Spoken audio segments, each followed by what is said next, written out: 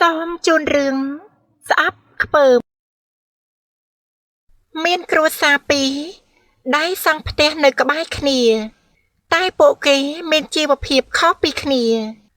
ปูซานเมนจีวเพียบทูที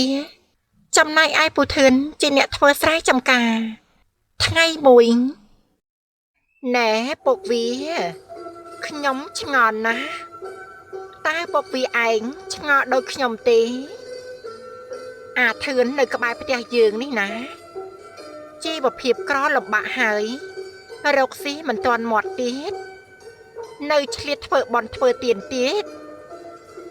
จังตาบ้านจีวีเจตกรอអូខ្ញុំស្មានតែឯងឆ្ងល់រឿងអ្វី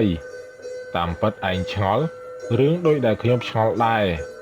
មិនខំរកស៊ីឲ្យមានជីវភាពធូរធារទេគិតតែរឿងធ្វើបុណ្យខ្លួនឯងក្រហើយនៅចេះចែករំលែកទៀតយ៉ាប់មែន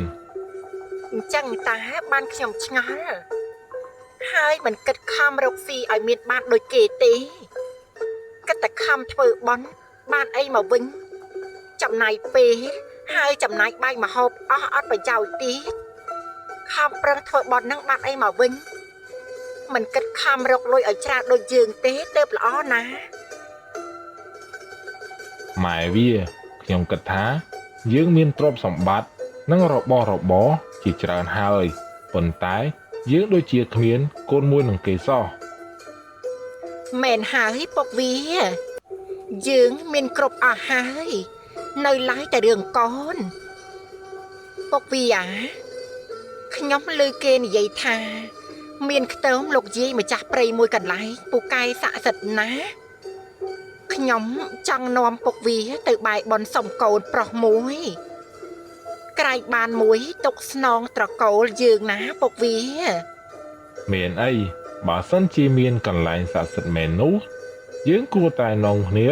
ទៅបែបបន់ខ្លាចមានកូនប្រុសមួយនឹងគេទុកតតំណែងគ្រួសាររបស់យើងណាអញ្ចឹងតោះយើងគួរតែនាំគ្នាទៅឥឡូវទៅបើសិនជាកន្លែងនោះស័ក្តិសិទ្ធិមែនយើងប្រកាសជាមានកូនប្រុសមួយនឹងគេហើយក្រោយពេលពួកគាត់និយាយគ្នារួចពួកគាត់ក៏នាំគ្នាទៅខ្ទមលោកយាយម្ចាស់ព្រៃដើម្បីបួងសួងសុំកូនពេលពួកគាត់ទៅដល់ស្រាប់តែឃើញពូធឿននិងប្រពន្ធរបស់គាត់ទៅបួងសួងសុំកូនជាមួយគ្នាដែរ